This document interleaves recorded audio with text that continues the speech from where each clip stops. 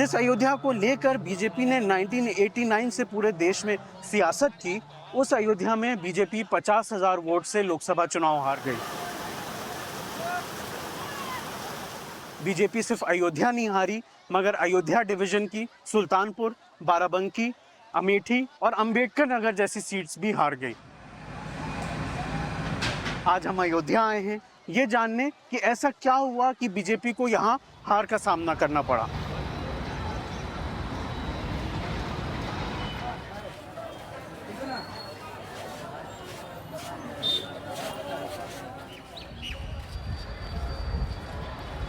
योगी सरकार ने यहाँ 4 पथ बनाए: धर्म पथ, भक्ति पथ, राम जन्मभूमि पथ और राम पथ।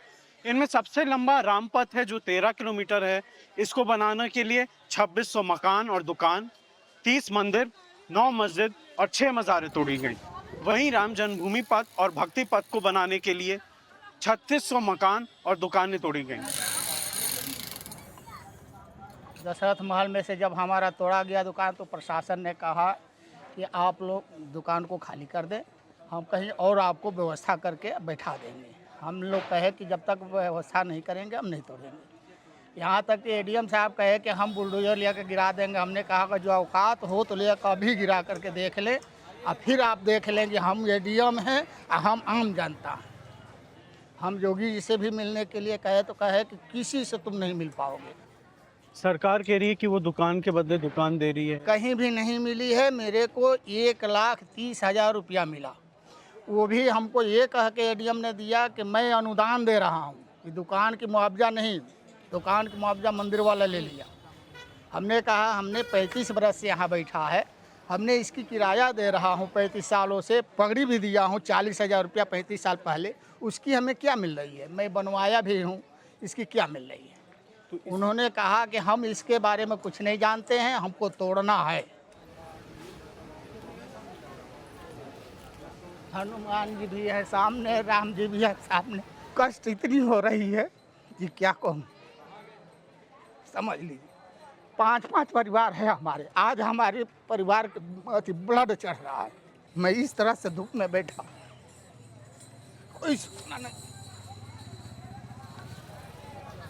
लेकिन सच कहिए तो भगवान जी साक्षी हैं, मैं तो भाजपाई हूँ, लेकिन भाजपाई के संग इस तरह से हुआ है। आप तो भाजपा समर्थक रहे हैं जी, इस बार भाजपा की हार की वजह आपके हिसाब से क्या लग रही है? मेरे को कष्ट है ये हार गई है, लेकिन ये भी कष्ट है कि जो हमारे संग में छल किया गया उसकी परिणाम मिला। राम जन्मभूमि बिल्कुल 20 मीटर की दूरी पर रामलला के मंदिर के पास मेरी थी दुकान। सन 80 से मेरी दुकान थी और यहीं पास में दुकान दिया जाएगा। ये डीएम साहब भी कहे, एडीएम साहब ने भी कहा था। वहाँ से 3 किलोमीटर दूरी पर हम लोग को टेढ़ी बाजार जो मेन चौराहा बनाया है उसको, कि वहाँ पे मॉल बना करके उसमें अब दुकान 18 लाख रुपए पे दे रहे हैं, वो भी लीज पे दे रहे हैं, 30 साल के लिए लीज पे। 30 साल बाद क्या करते क्या नहीं करते, वहाँ पर बोनी भी नहीं होनी है, बोनी तक नहीं होनी है। पूजा पाठ का घंटी मूर्ति आती है, वहाँ कैसे बिकेगा? हाँ, ये एक छोटा सा यहाँ पे अयोध्या में डेवलपमेंट था और रोड्स काफ़ी संकीर्ण थे और राम मंदिर का निर्माण होना था। और यहाँ पे श्रद्धालुओं की संख्या के दृष्टिगत काफ़ी बड़ी संख्या में श्रद्धालुओं की आने की संभावना थी। इसके दृष्टिगत हम लोगों ने फ्यूचर को देखते हुए काफ़ी बड़े स्तर पे प्लानिंग किया और लैंड एक्विजिशन हम लोगों ने किया। जैसा कि मैं बताया कि हम लोगों ने अलग अलग प्रोजेक्ट्स के लिए राम पथ, भक्ति पथ, जन्मभूमि पथ, एयरपोर्ट के लिए लगभग 1253 करोड़ रुपया मुआवजा हम लोगों ने दिया और लैंड एक्विजिशन किया और उनको पुनर्वासित भी वहीं किया गया। ज़्यादातर 90% लोग वहीं पुनर्वासित हुए और उसके बाद जिनका पूर्ण विस्थापन था उसको हम लोग एडीए के द्वारा दुकान बनाए गए तो उसमें दिया गया और उसमें तो मिनिमम प्राइस पे उनको दुकानें आवंटित की गई। आपको यहाँ दुकान मिली है, टेढ़ी बाज़ार का चौराहा है और उसमें कॉम्प्लेक्स बनाया सरकार ने और ये 3 फ्लोर का लगभग कॉम्प्लेक्स है। तीसरे फ्लोर पर रेस्टोरेंट है, सेकंड पे डॉर्मेट्री है और बेसमेंट और अपर फर्स्ट पे शॉप्स बनी हुई।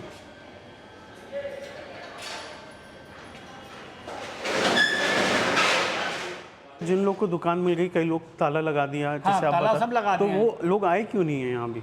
अब वही सब आसपास में बेच रहे हैं तो यहाँ पब्लिक नहीं कोई आ रही है तो कैसे दुकानदारी के कोई कह रहे हैं ना, मेरी समस्या तो ये ना। पब्लिक नहीं आ रही इसमें। हाँ, पब्लिक अब यहाँ आवे तो भाई अब दर्शन करके पब्लिक मंदिर के पास से खरीदारी करती है ना। इतनी दूरी कौन आएगा? यहाँ में तो समझ में यहाँ बिजनेस को चेंज करना पड़ेगा। जब विकास अयोध्या में हुआ बहुत अच्छे से हुआ, लेकिन इतना अच्छे से नहीं करने की ज़रूरत है कि दुकानदार को ना के बराबर मुआवजा देकर उसको हटा दो, उसका रोज़गार छिन जाए। उसके पीछे 5 लोग हैं, किसी के परिवार में 8 लोग हैं, वो सब लोग रोटी के लिए तरस रहे हैं। आप 1 बिस्सा ज़मीन लेने चले जाए, 1 बिस्सा ज़मीन शहर में कहीं ढूंढ लीजिए। जिस ज़मीन की कीमत हमको 56 लाख रुपए मिल रही थी, आज उस ज़मीन की कीमत नक्शे पर येलो कलर करके दे दिया गया है। कोई पूछने नहीं आ रहा है, परिवार कैसे चल रहा है कोई पूछने नहीं आ रहा है। 80 बिस्से मेरी ज़मीन जा रही है, मेरी पर्सनल 80 बिस्से जा रही है। अब क्या करें, हम गांव के साथ मुआवजे के लिए लड़ रहे हैं। हम लोग 1,28,000 रुपये बिस्सा दे रही है। यहीं बगल में आप देख लीजिए, ये बाउंड्री हुई है, आप चले जाइए, ये लोग 25 लाख रुपये बिस्सा लिए हैं। और ऐसे में हम लोग को क्या मिल रहा है? कुछ नहीं मिल रहा है।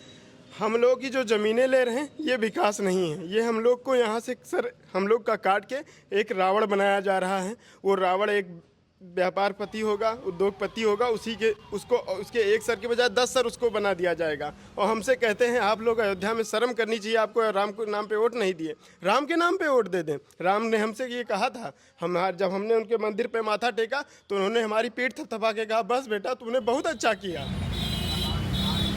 ये तानाशाही पर उतर आए और हम लोगों के ऊपर मुकदमा लगाए, मकान दुकान हम लोगों का सील किए, सैकड़ों बार हाउस अरेस्ट किए। तो लगातार एक प्रशासनिक उत्पीड़न हम लोग रखते हैं।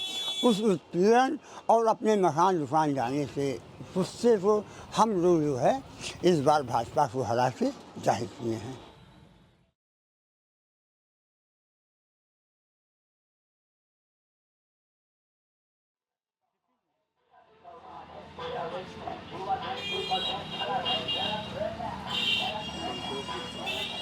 हमारी दुकान छोटे देवाले पे है, टूट गई दुकान। साधु समाज वहाँ का बनने नहीं दे रहा है।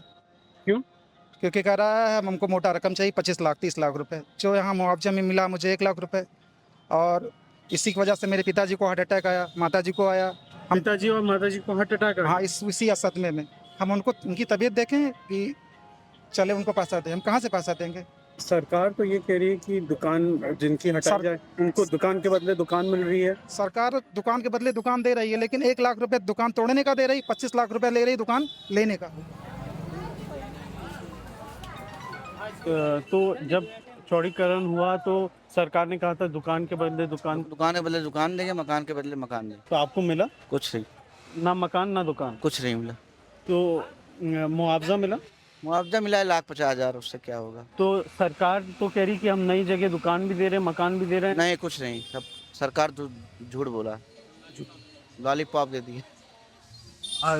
तो नहीं दिया कहीं? जो पहले वादा किया था वो सब मुकर गए। देखिए 3 चीज़ें, एक ज़मीन का मुआवजा है जो उसके वैध भूस्वामी हैं उनके नाम दिया गया, एक दुकानों का मुआवजा है जो दुकानों का जो कंस्ट्रक्शन कास्ट है उसके हिसाब से दिया गया, और एक जो उत्तरजीविता के लिए R&R जो दिया जाता है 1 लाख रुपया पर दुकानदार को दिया गया कि 1 लाख रुपया भाई इसके बीच आपका दुकान प्रभावित है, इस कारण से अपने खर्चे बर्चे के लिए 1 लाख रुपये ये रख लीजिए। और जो दुकानें टूटी हुई हैं उन टूटी हुई दुकानों का मूल्यांकन करते हुए उसका जो मूल्य थे उसके हिसाब से दुकानदारों का पैसा, और जिनके मान लीजिए दुकान और भूमि दोनों दुकानदार के नाम है तो उसको पूरा पैसा, और नहीं तो जिनके नाम भूमि है भूमि जो उसके भूमि स्वामी थे उनको दिया गया। दुकान के बदले दुकान नहीं, सरकार ने तो उस समय कहा था कि आप लोगों के जो है स्थापित करने के बाद विस्थापित किया जाए। आपको दुकान नहीं मिली? अभी तक लगभग 2 साल हो जाएगा, अभी तक जो है कि कोई सुनवाई नहीं। दुकान हम लोग की टेढ़ी बाजार में वो अलॉटमेंट हुआ है उसमें, लेकिन इतनी महंगी दुकानें हैं कि हम लोग लेने में असमर्थ हैं।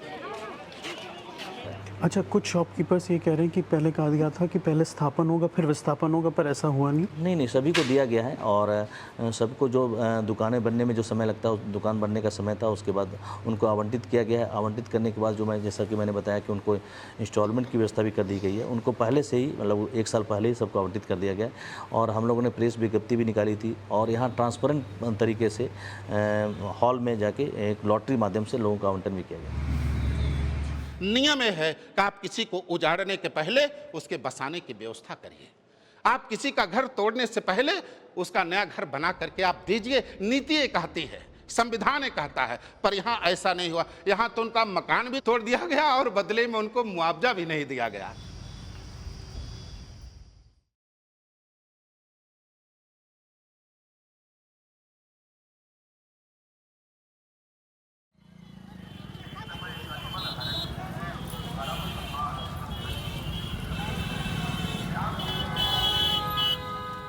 बीजेपी के खिलाफ आज तक जो भी बोला उसकी खैर नहीं। वो गया सीधे सीधे बड़े दरबार में अंदर, और शाम को कुटाई अच्छे से होता है, इसलिए कोई बोलने को तैयार नहीं होगा।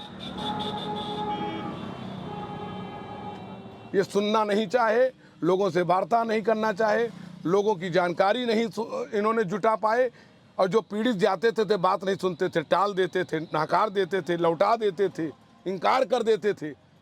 तो इतना ज़बरदस्ती कौन भैया वोट, जब लोग दौड़े दौड़े भागे भागे वहाँ पर पहुँचे, कहीं सांसद जी कहीं हाँ बताइए, तो कहीं कि ऐसा है कि देखिए हमको पैसा, कहीं जो हो रहा, आप लोग जाइए, आप लोग अपना काम करिए, 10-20 हज़ार वोट से कोई फ़र्क नहीं पड़ता। जो अयोध्या में विकास का जो सबसे महत्वपूर्ण बात रही है कि इसमें अधिकांश प्रोजेक्ट है 100% सहमति के आधार पर हुआ है। यहाँ तक कि आपको एयरपोर्ट के जो ज़मीन है उसमें 93% लोगों ने सहमति दी, केवल 7% के लिए हम लोगों ने एक्विजिशन का सहारा लिया है। प्रशासन आती है तो गाली देती है, तुरंत उठाओ ने तो मैं ये कर दूंगा, फेंक दूंगा, तुम्हारा ये कर दूंगा। मैं कि आपकी इच्छा। तो जो प्रवर्तन दल नगर निगम वाले आते हैं वो क्या परेशान करते हैं? परेशान करते हैं, कहते हैं दुकान नहीं लगेगी, रोड के किनारे हम दुकान नहीं लगने देंगे। ज़बरदस्ती करने पे कहते हैं कि हम सामान उठा ले जाएंगे। कई बार तो लोगों को उठा भी ले गए हैं, उल्टा सीधा बोलते भी हैं, गाली भी देते हैं, कभी कभी डंडा भी उठा लेते हैं। फिर सामान कैसे मिलता है वापस जाते हैं तो उसका कुछ जुर्माना भर करके लेकर के आना। क्या जुर्माना होता है? कभी 500 लेते हैं, कभी 1000 लेते हैं, कभी 700 लेती हैं। देखिए, एक अतिक्रमण हटाने के लिए नगर निगम से ही प्रवर्तन दल होता है जो वहाँ पे कार्यरत रहता है। जो अयोध्या आवागमन है या जो तीर्थयात्री आ रहे हैं उनका आवागमन सुचारू रूप से चले, ये भी तो आवश्यक है जी। तो उसको कभी कभी रेगुलराइज करते हैं हम लोग, ऐसा नहीं है। तो ये जो ये डर लोगों के अंदर था वो एक आक्रोश के रूप में बदला, और यही कारण है कि अयोध्या विधानसभा में जहाँ से सबसे ज़्यादा लीड लेती थी भारतीय जनता पार्टी, वहाँ उसको सिर्फ 4000 लीड मिली, और दूसरी विधानसभाओं में उसको लीड ही नहीं मिली। अयोध्या में नया राम मंदिर बन गया, आसपास के इलाके भी जगमग हो गए। चौड़ी सड़कें, एक कलर के मकान और सड़कों पर श्रद्धालुओं की भीड़। मगर अयोध्या के आसपास ये रौनक नहीं पहुंची।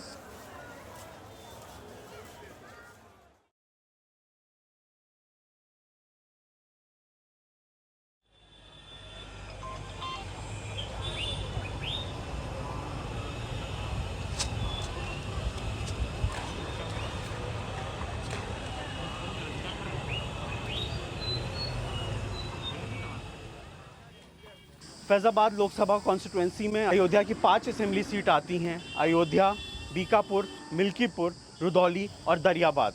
योगी आदित्यनाथ सरकार अयोध्या की सीट पर तो 32,000 करोड़ की स्कीम ज़रूर लाई, मगर आसपास रहने वाले लोगों का कहना है कि उनके यहाँ कोई विकास नहीं हुआ। तो क्या क्या मिल जाता है यहाँ? दुकान में गुजिया है, मिठाई है, समोसा है, जलेबी है, पूड़ी है। अयोध्या सीट पर बहुत फोकस कर रही थी कि राम मंदिर बनवाया और कह रहे हम बड़ी बड़ी स्कीम्स लाएं, 32,000 करोड़ की स्कीम्स लाए। फिर क्या वजह थी कि उसके बाद भी नहीं जीत पाए? मंदिर का कोई मामला नहीं रह गया। मंदिर से कोई रोज़गार तो मिलना नहीं किसी को, तो मंदिर का क्या मामला है?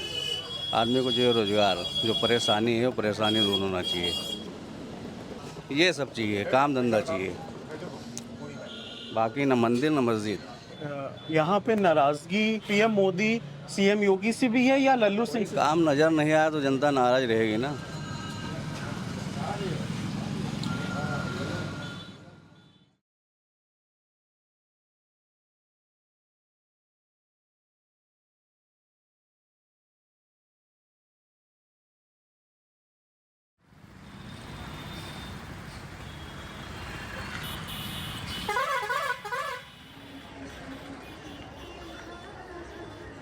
हार की एक बड़ी वजह यह भी रही कि फैज़ाबाद की जनरल सीट पर अखिलेश यादव ने एससी उम्मीदवार उतारा।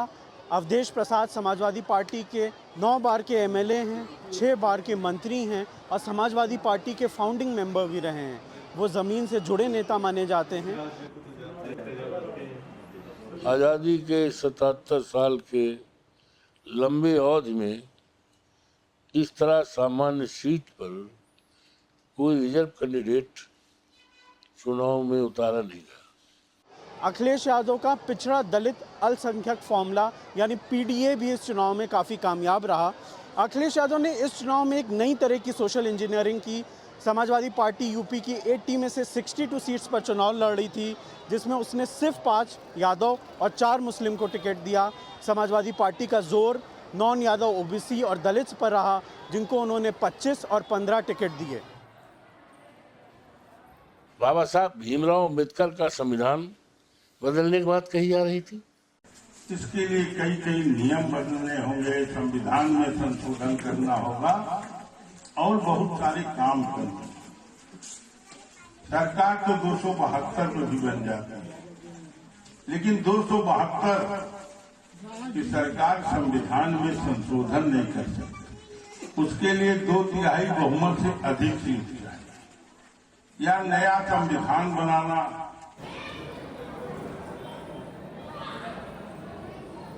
तो सबको फंडामेंटल राइट्स दिए गए हैं, मूलाधिकार दिए गए हैं। अरे भाई, संविधान में अब कोई बदलने की हिम्मत करेगा तो हमारे जैसे करोड़ों करोड़ों करोड़ों लोग कुर्बान हो जाएंगे। ये पहला इलेक्शन था जिसमें संविधान जमीन पे उतर आया। और संविधान का मतलब ये नहीं कि जितने लोग बात कर रहे थे संविधान की, उन्होंने संविधान भी पढ़ा होगा, लेकिन उनको लगा कि अगर संविधान नहीं रहेगा, संविधान बदल जाएगा, तो फिर हमारे हक, हमारे अधिकार, हमारा फंडामेंटल राइट, मतलब कह सकते हैं कि हमारे जो आरक्षण का है, हमें वोट देने का अधिकार, ये सारी चीज़ें प्रभावित होंगी। तो ये एक बड़ा इशू बन गया, जिसके कारण बहुत सारे वो दलित वंचित लोग जो पहले समाजवादी पार्टी को वोट नहीं करते थे, वो भी उसके साथ पूरी तौर पे जुड़ गए। जहाँ पर जाति की बात आती है, छोटे छोटे दायरे में जो है हम लोग विभाजित हो जाते हैं। उसका परिणाम होता है कि राजनीति में जो है इस प्रकार से समावेश होना जो है वह कहीं ना कहीं क्षति पहुंचाने वाला होता है, जिसका कारण रहा कि जाति हावी हुई और राष्ट्र नीति या हम कहें धर्म नीति जो है वह पराजित हुई।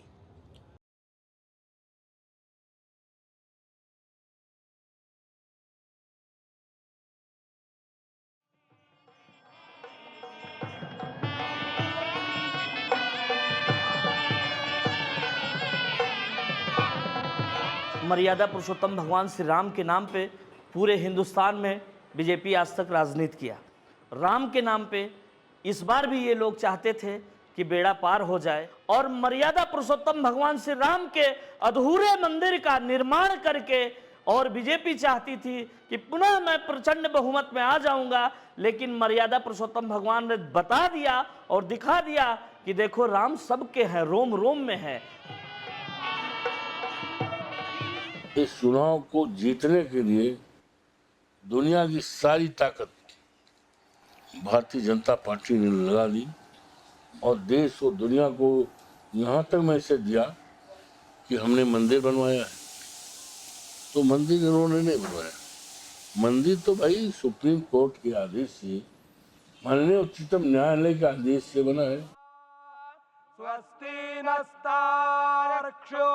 इतनी भीड़ हुई मंदिर बनने प्राण प्रतिष्ठा की बात कि बार भीड़ हुई। ऐसा मालूम पड़ता था कि राम भक्तों की जो यह दर्शन करने के लोग आते हैं वह अब बीजेपी को समर्पित है, ऐसा लगता था।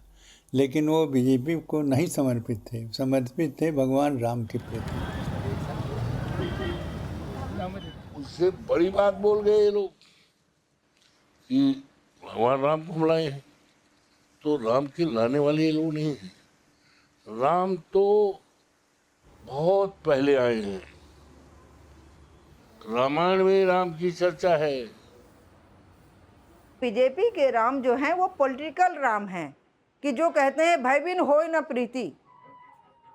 उनका सिंबल अब तक के जितने भी आप उनके फोटोग्राफ देखेंगे, जो आंदोलन के दौर से हम लोगों ने देखे हैं, कि उनका सिंबल है भय बिन होय न प्रीति। तो उनके राम जो है डराने वाले हैं, लेकिन बाकी के राम जो हैं वो अपने हृदय में रखने वाले हैं, जो आत्मसात करने वाले हैं।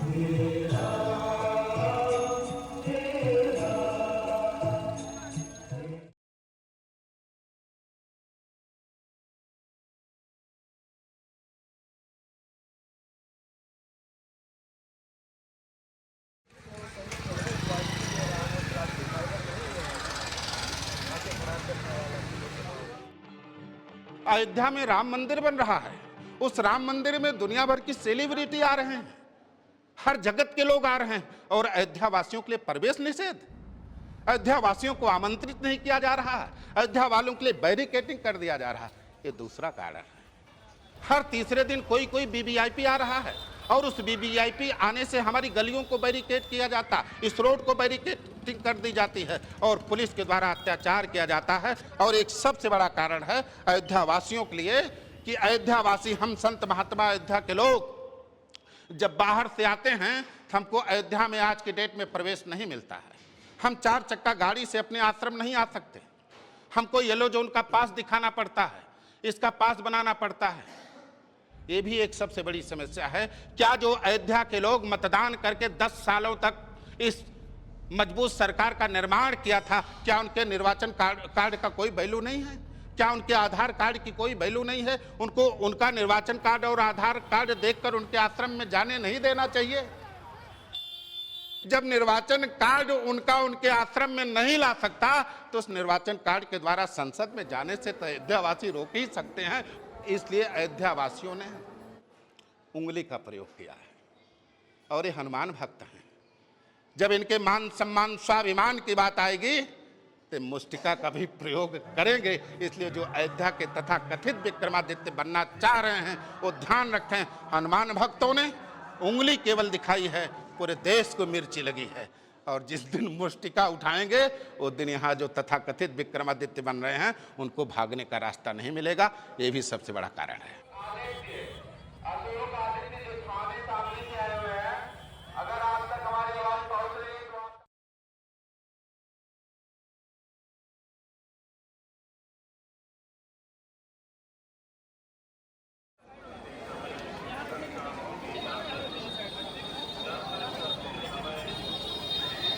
बारह बूथ हैं एरो सिटी के मामले में, हमने 11 बूथों पे समाजवादी को जिता के भेजा है। सिर्फ इसीलिए कि जब लल्लू सिंह के सामने हम पहुंचे थे तो उन्होंने कहा था हमें 5 गांव के वोट नहीं चाहिए। उन्होंने डायरेक्ट यही कहा था कि 5 गांव का वोट नहीं चाहिए। हम जनता नहीं है, हमारी जमीनें नहीं, हमारा घर परिवार नहीं है, हम कहाँ से लेके आए खरीद के? हम दोबारा अगर इस शहर के किनारे बसना चाहेंगे तो जो पैसा मुआवजा दे रहे हैं आप जोड़ लीजिएगा भैया, 80 हिस्से का कितना मिल जाएगा? 1 करोड़ रुपए हम लोग नहीं पहुँच रहे हैं। ऐसी स्थिति इलाके खड़ा कर दिए हैं। भाई बता रहा है कि हम लोग लल्लू सिंह जी के यहाँ गए। लल्लू सिंह पहली बात तो हमारे यहाँ जब से सांसद हुए हैं तब से एक बार भी आए नहीं हैं। और उस दिन जब हम इन लोगों के यहाँ गए थे एरो सिटी का मामला लेके, तो हम लोग उनका यहाँ 1.5 घंटा उनके यहाँ आवास पे उनका इंतज़ार किए। 1.5 घंटे बाद वो निकले पान चबाते हुए, तो उन्होंने कुछ गलत वर्ड बोल दिया। गलत वर्ड उनका ये था, हमारी हम लोगों की बात सुनने के बाद में हम लोगों को बात सुनने में आई कि हम हर बार इतने वोटों से जीतते थे, अगर इस बार 5 गांव के लोग हमें वोट नहीं देंगे तो कोई फ़र्क नहीं पड़ेगा। तो फ़र्क यही दिख रहा है उनको।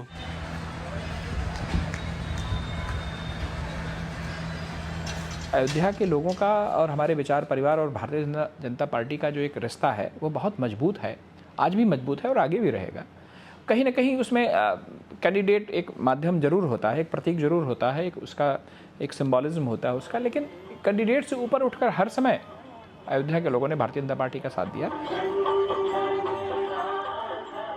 हमने लल्लू सिंह से हार की वजह जानने के लिए कई बार बात करने की कोशिश की, पर उनसे हमारी बात नहीं हो पाई। लल्लू सिंह मीडिया से इस वक्त बात नहीं कर रहे हैं। उनसे हम जानना चाह रहे थे कि क्या वजह रही कि वो अयोध्या में हारे, और भी जो उन पे आरोप लग रहे हैं उस पर भी बात करने की कोशिश की।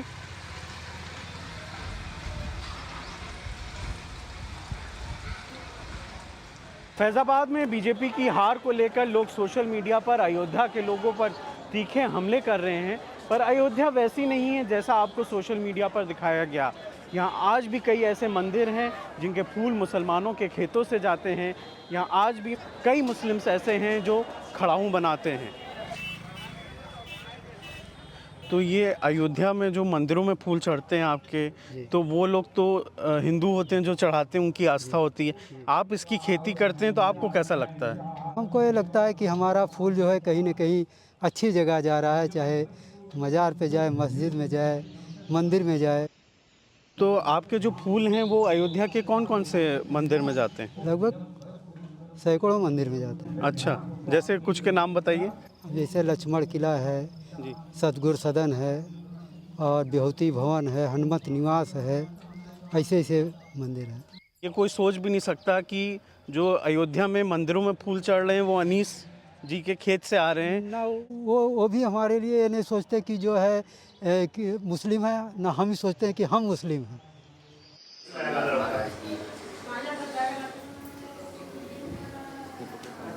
यहाँ राम मंदिर से 500 मीटर दूर एक मस्जिद को हनुमानगढ़ी के एक महंत ने रिपेयर कराया क्योंकि वहाँ नमाज पढ़नी ना बंद हो।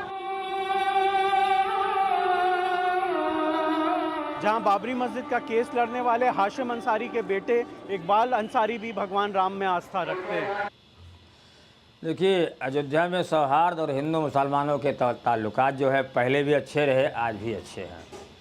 अयोध्या की धरती से हिंदू और मुसलमानों का सौहार्द ना कभी बिगड़ा है ना कभी बिगड़ेगा। वालिद साहब थे और परमहंस जी थे, वो एक दूसरे से केस तो लड़ रहे थे पर साथ में ही जाते थे केस लड़ने।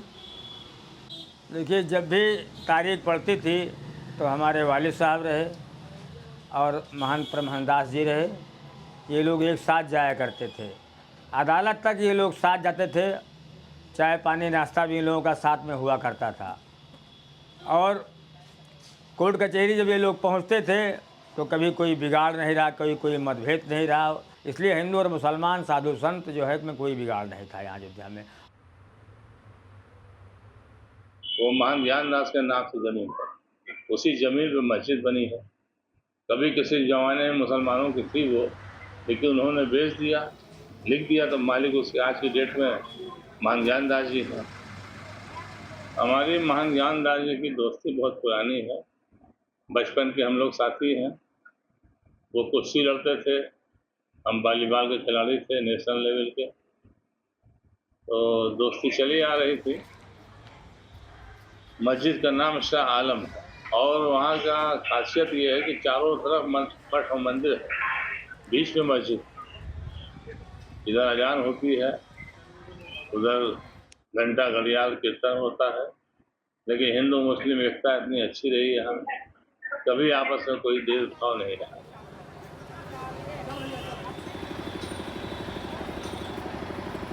राम राज्य की सबसे बड़ी परिकल्पना यही थी कि एक दूसरे से लोग प्रेम करें, लोग एक दूसरे से स्नेह करें और जो उनका निज धर्म है अपने धर्म के अनुसार वो सभी अपने जीवन का यापन करें और राष्ट्र का उद्धार करें। यद्यपि ऐसा हो नहीं रहा है। राम राज्य की परिकल्पना हमारे नेताओं ने की, पर अभी तक राम राज्य चरितार्थ नहीं हो पाया।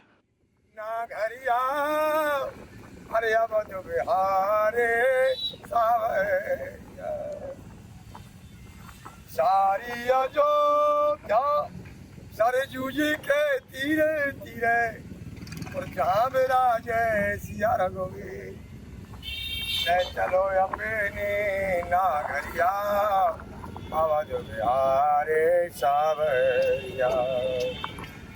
सारी अयोध्या सरजू जी के तीरे तीरे और जहाँ मेरा जय सिया रघुवीर।